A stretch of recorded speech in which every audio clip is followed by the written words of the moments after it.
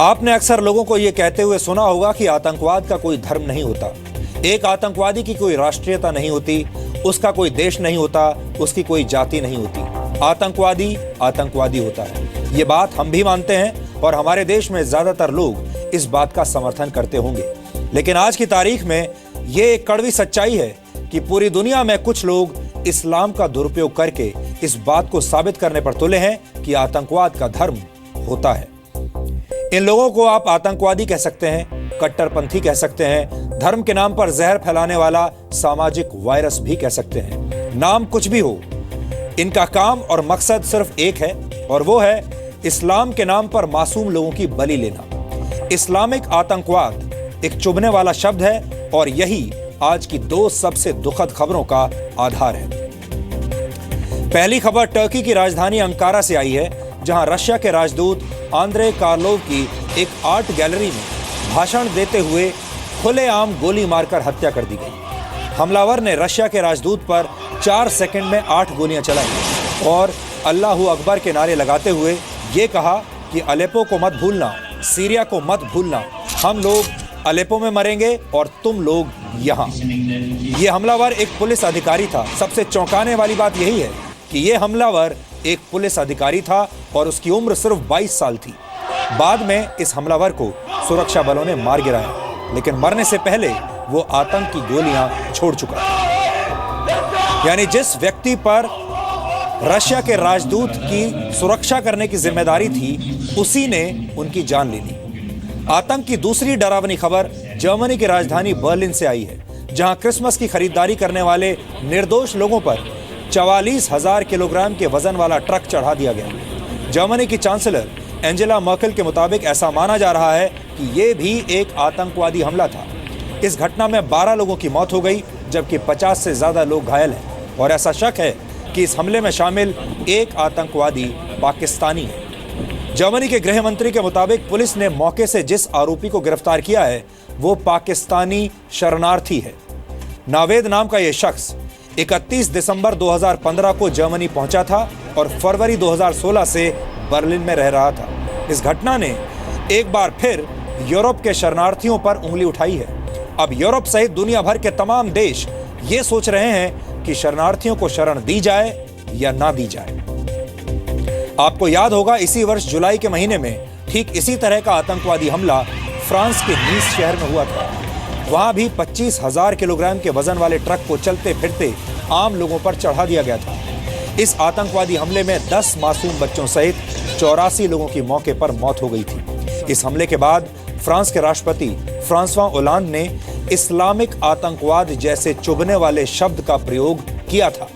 यानी एक तरह से कहा जा सकता है कि आतंकवाद वाला वायरस अब हमारे समाज की नसों में काफी अंदर तक फैल चुका है, क्योंकि अब सूट बूट पहनकर स्मार्ट दिखने वाला व्यक्ति भी आतंकवादी हो सकता है और आतंकवादी हवाई जहाज चलाने वाले पायलट से लेकर ट्रक चलाने वाला कोई ड्राइवर भी हो सकता है। आतंक सिर्फ अपनी सवारी और अपना रंग ढंग बदल रहा है, लेकिन उसका मकसद सिर्फ और सिर्फ एक है और वो है इस्लाम के नाम का दुरुपयोग करके मासूम लोगों की हत्या करना।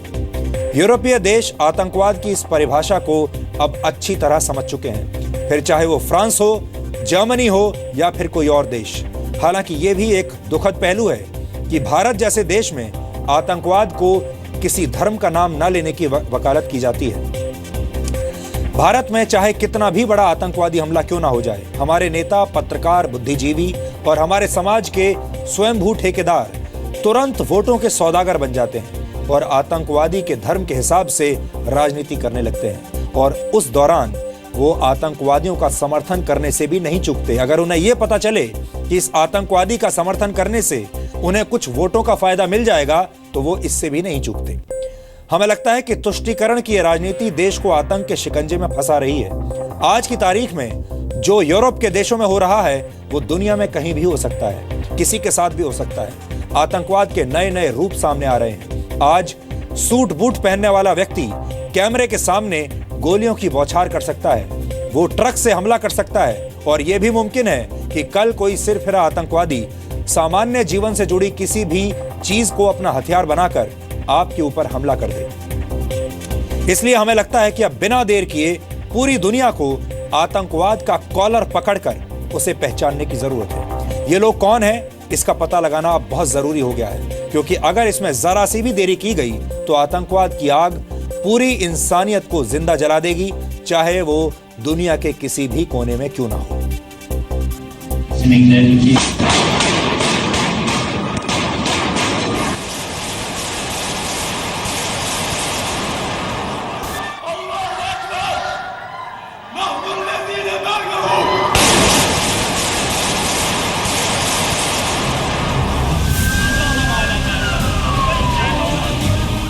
टर्की में कैमरे के सामने लाइव मर्डर।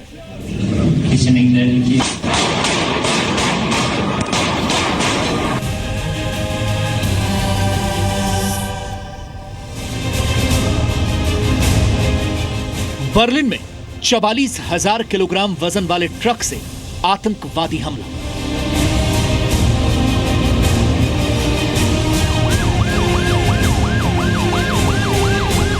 आतंक के आगे बेबस क्यों है दुनिया?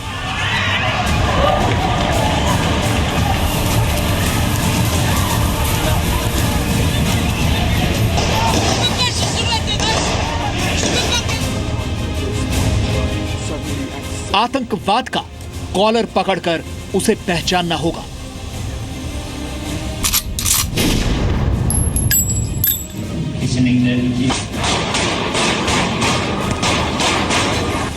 चार सेकंड में 8 गोलियां बरसाकर दुनिया के सबसे पावरफुल शख्स पुतिन के दूध की जान लेने वाला ये आतंक का सूट बूट वाला चेहरा है।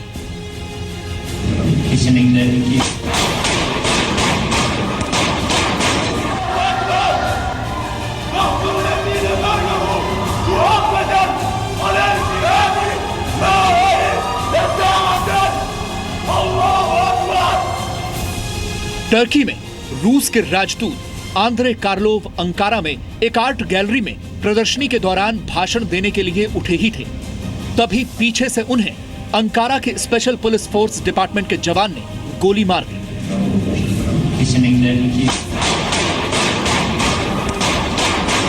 गोलियों से छलनी कार्लोव वहीं फर्श पर गिर गए। राजदूत कार्लोव का शरीर सामने पड़ा हुआ था और गोली मारने वाला शख्स सीरिया के पक्ष में नारे लगा रहा था।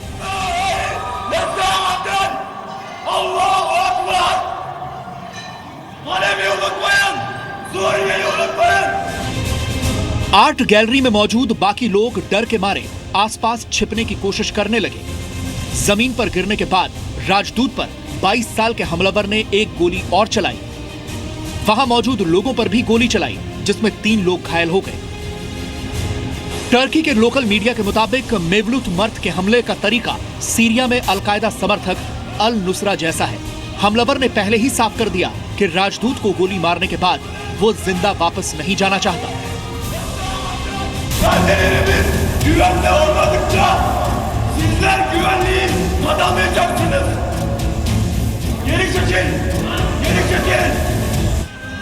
रूसी राजदूत को गोली लगने के बाद 15 मिनट में पुलिस ने हमलावर को भी गोली मार दी।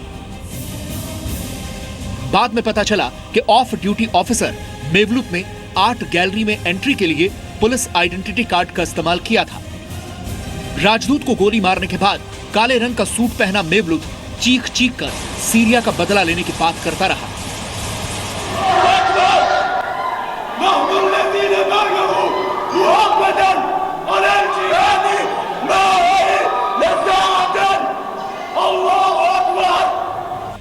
गोली लगने के 10 सेकंड बाद राजदूत के शरीर में एक बार हलचल हुई। राजदूत आंद्रे को हॉस्पिटल ले जाया गया, जहां पर उन्हें मृत घोषित कर दिया गया। आजाद होने के बाद टर्की के हेबर तुर्क न्यूज़पेपर के पत्रकार बहार बकीर ने राजदूत के मर्डर का आंखों देखा हाल बताया।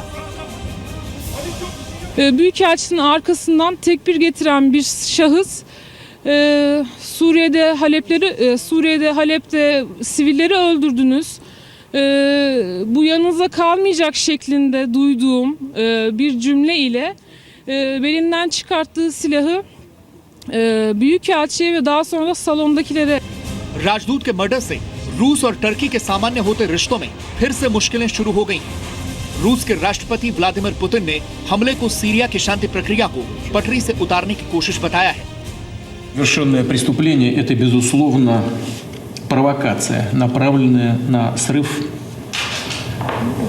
нормализации российско-турецких отношений и на срыв мирного процесса в Сирии, который активно продвигается Россией, Турцией и Ираном. अमेरिका के निर्वासित राष्ट्रपति डोनाल्ड ट्रंप ने भी ट्वीट करके टर्की, जर्मनी और स्विट्जरलैंड में हुए हमले पर दुनिया को अपनी सोच बदलने को कहा है। The United States condemns the assassination today in Ankara of Russian Ambassador Andrei Karlov. Our thoughts and prayers are, of course, with his loved ones, with the Russian people, and with all the other victims who were injured in this attack and their families. We stand ready to offer any assistance that may be required to Russia and Turkey as they investigate this despicable attack. राजदूत हत्याकांड के बाद Turkey की राजधानी Ankara में सुरक्षा कड़ी कर दी गई। टर्की ने भी हमले की निंदा की। राष्ट्रपति अर्दोआन ने रूस के राष्ट्रपति व्लादिमीर पुतिन से फोन पर इस हमले के बारे में बात की, जिसके बाद राष्ट्रपति की ओर से बयान जारी करके कहा गया कि यह हमला तुर्की और रूस के संबंधों को खराब करने के मकसद से किया गया था। टर्की में अपने राजदूत को गोली मारे जाने के बाद रूस के राष्ट्रपति व्लादिमीर पुतिन ने इमरजेंसी बैठक की, जिसमें हालात पर चर्चा की गई। बैठक के बाद रूसी राष्ट्रपति ने इसे आतंकवादी हमला करार दिया। दुनिया भर में इस्लामिक आतंकवाद की पोल खोलने वाले स्तंभकार तारिक फतेह के मुताबिक यह हमला मुस्लिम ब्रदरहुड नाम के संगठन ने किया है। मुस्लिम ब्रदरहुड का तो हाथ और जमात इस्लामी का हाथ आइडियोलॉजिकली हर दहशतगर्दी में, जो तुर्की है वो रूसी को मार रहा है क्योंकि सीरिया के अंदर मुसलमान को मार रहे हैं। तो आप ये सोचिए कि उसके जहन में क्या चीज़ है। वो अपने आप को तुर्क नहीं समझता, वो अपने आप को पहले उस मुल्क का नहीं समझता जहाँ वो पैदा हुआ। वो अपने आप को एक बिगर, जिसे उम्मा या उम्मत कहते हैं, वही मोहम्मद अली जिन्ना का कॉन्सेप्ट जो इस्लामिक स्टेट का, वो लेके बैठा हुआ है कि कहीं का दर्द हो वो उसका पहले होता है जिसमें वो किसी नॉन मुस्लिम को टारगेट कर सके। यानी मुसलमान को मारता रहे, उसमें उनको कोई तकलीफ़ नहीं होती है कि ईरान के अंदर कम से कम 5 लाख मुसलमानों को टांग दिया आयतुल्लाह ने, कोई उनको तकलीफ़ नहीं हुई। सऊदी अरेबिया में हो रहा, अभी ज़ुरिख के अंदर मस्जिद में गोली चल गई है। ये सिर्फ दहशतगर्दी कर रहे हैं अपने आप को गैर मुस्लिमों से सुपीरियर जानने के लिए। टर्की के बाद आतंक की आहट जर्मनी की राजधानी बर्लिन में भी सुनाई दी, जहां 44,000 किलोग्राम वजन वाले ट्रक ने क्रिसमस की तैयारियों में जुटे निर्दोष लोगों की बलि ले ली। Aber heutzutage ist es leider, sage ich mal, fast Alltag geworden, weil du liest jeden Tag irgendeine Scheiße in den Nachrichten. Es ist leider, sage ich mal, fast Alltag geworden, weil du liest jeden Tag irgendeine Scheiße in den Nachrichten und immer sterben Menschen, ob es in Aleppo ist oder ob es hier in Deutschland ist. 2 अलग देश, 2 अलग शहर, 2 आतंकी हमले, लेकिन सोच सिर्फ एक। बर्लिन अटैक पर चांसलर मार्केल का दावा है कि ट्रक का ड्राइवर पाकिस्तान का रिफ्यूजी हो सकता है। यही वजह है कि आज सुबह होते ही जर्मन के special police force commando officer उस रिफ्यूजी शेल्टर पर पहुंच गए, जहां लॉरी के ड्राइवर का रजिस्ट्रेशन था। पुलिस ने शेल्टर से एक लैपटॉप और फोन बरामद किया है। लॉरी ड्राइवर को पहले ही पुलिस गिरफ्तार कर चुकी है। दुनिया का हर वो शख्स जिसकी अपनी ज़िंदगी में कोई फुलफिलमेंट नहीं है, वो जन्नत की तलाश में वहाँ जा रहा है। शहीद होने वो हो गया, उसने एम्बेसडर को भी मार दिया, खुद भी हो गया। ये आप देखिए, डर इस बात का है, और ये ऐसे मुझे नहीं लगता होगा, लेकिन इसी यूरोप में 1914 के अंदर सारायेवो के अंदर बोस्निया का जो दारुल खिलाफा है, वहाँ एक प्रिंस को मारा गया था। उससे पहली वर्ल्ड वॉर शुरू हुई थी, क्योंकि ये चीज़ें आउट ऑफ कंट्रोल हो रही हैं। इस वक्त जो हमारे पॉलिटिशियंस, उनको यही नहीं पता ना, चाहे हिंदुस्तान के हों चाहे अमेरिका के हों, ट्रंप को शायद पता हो कि इसको करना क्या है हमने। अब मुझे बताइए, 1 हफ्ते पहले कनाडा की पार्लियामेंट ने कहा कि सबसे बड़ा मसला है दुनिया में इस्लामोफोबिया, यानी इस्लामिक टेररिज्म नहीं, वो लोग जो इस्लामिक टेररिज्म से डर के खौफजदा हो गए हैं, वो हैं प्रॉब्लम। अब सवाल यह है कि आखिर कब तक निर्दोष लोग धर्म के नाम पर जहर फैलाने वाले सामाजिक वायरस का शिकार होते रहेंगे। यह एक दुखद सच्चाई है कि आतंकवादी का नाम कुछ भी हो, उसका काम और मकसद सिर्फ एक है, और वो है धर्म के नाम पर मासूम लोगों की बलि लेना। जो टर्की और जर्मनी में हुआ है वो कहीं भी हो सकता है। ऐसा हमला होता है तो पूरी दुनिया में सिर्फ बयानबाजी होती है, लेकिन कोई ठोस कार्रवाई नहीं होती। ब्यूरो रिपोर्ट, जी मीडिया। यहां पर मैं एक बात साफ कर देना चाहता हूं कि इन तमाम आतंकवादी घटनाओं का इस्लाम धर्म से कोई संबंध नहीं है, कोई लेना देना नहीं है और ना ही हो सकता है। लेकिन तमाम आतंकवादी इस्लाम धर्म के नाम का दुरुपयोग करके ऐसे हमलों को जायज ठहराना चाहते हैं।